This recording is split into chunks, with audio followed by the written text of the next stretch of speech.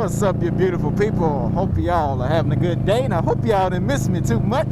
But I'm back with another video, as cliche as that may sound. If you're stopping in for the first time, my name is Bicasso, and I thank you for stopping in. Now, for those of you that stop in for the M109, I feel like I have to go ahead and tell you guys that I have not given up on the 109, but right now, it is down for maintenance. I am doing some things to it to make sure that it continues to run in tip-top shape. The bike just crossed 30,000 miles, so just let you guys know that there will be more videos to come. I did ride the M109 yesterday, and yeah, I found out there's some things that I need to do to it to make sure that it continues to run the way it needs to be running. And I kind of knew those things before yesterday, but I kind of been procrastinating on getting those things fixed simply because I have another bike to ride now.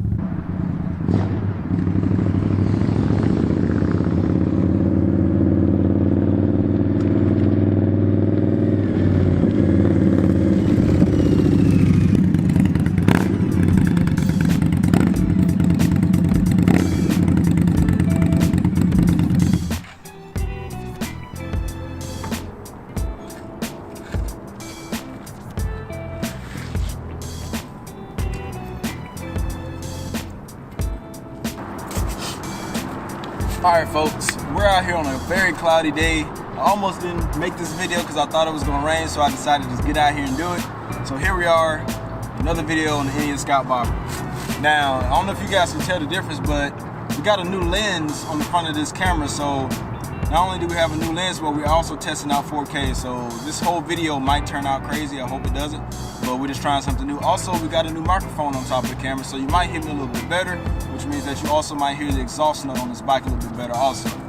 Now, what I wanted to talk to you guys about briefly was some of the little quirks and things that I found out about the Indian Scout Bobber since I owned it, because I know a lot of you want to know how the bike's holding up.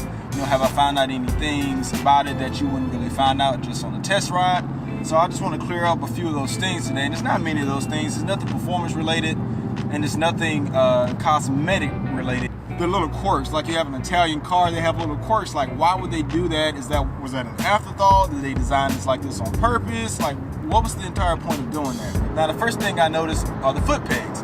Now, if you've ridden a Japanese motorcycle, and I don't know if this is just American motorcycles, but whenever you get on a Japanese motorcycle, specifically a Suzuki M109R, when you flick the foot peg up, the foot peg automatically retracts back to its resting position because it has a spring in between the peg. Now, on the Indian Scout Bobber, it doesn't. This peg will literally sit in the up-resting position rather than retracting to the down position.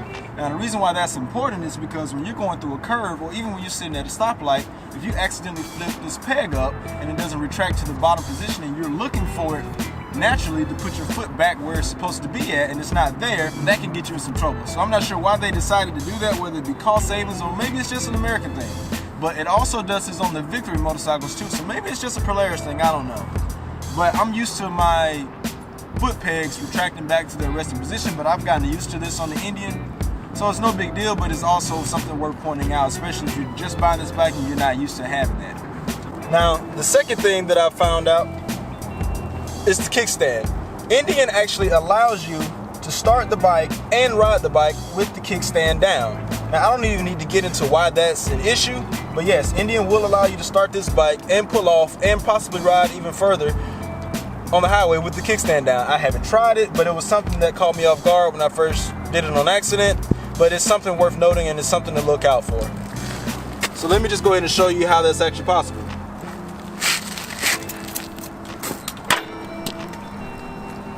Actually, I'm used to doing that.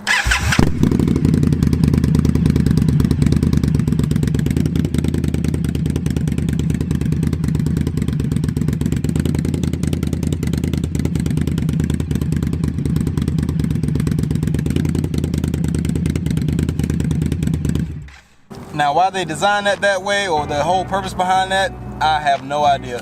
Now, I have been told by some people that this actually will well, not on the Indian, but I have heard that on some Victories that the kickstand will automatically retract under a certain speed. I have not tried that on the Indian, and I'm not looking forward to trying that just to test out that theory. But just know that you can ride this bike with the kickstand down.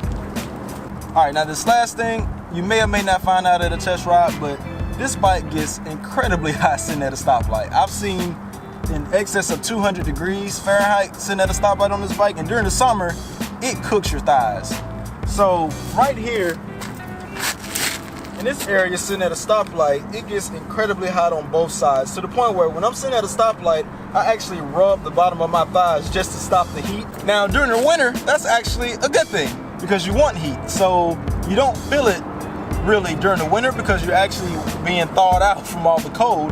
But during the summer, this can get incredibly hot, and also you don't want to ride this bike with shorts anyway, but riding this bike with shorts will just amplify that, and you probably won't have any hairs on the bottom of your thighs.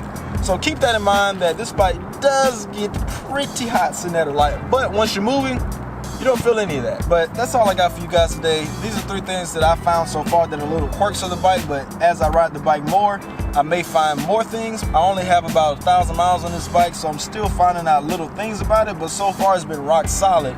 But those few little things are just like, they don't go away, but they're not deal breakers, but I do feel like they're worth mentioning. But I'm gonna leave you guys with that. It's starting to rain out here. This kind of sucks, but I'm Brandon Bicasso, and I'm going to catch y'all in the next one. So stay tuned. If this is your first time stopping by, please consider subscribing and liking this video. And yeah, stay tuned for more content on the 2018 Indian Scout Barber. I'll see y'all in the next one. Peace out.